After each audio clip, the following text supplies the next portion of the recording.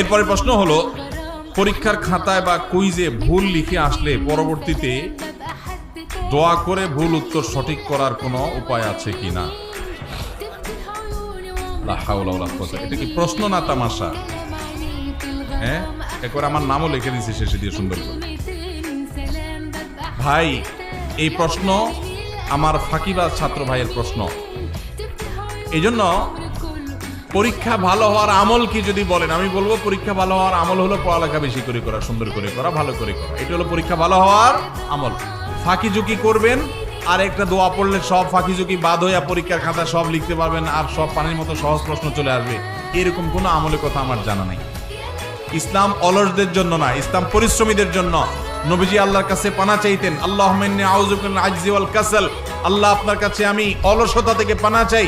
আপনি অলস থাকবেন আর বলবেন আমি শুয়ে থাকবো, আল্লাহ আমার মুখে খাবার পাঠায় দেখ, এরকম কোনো আমল আমার জানা নাই।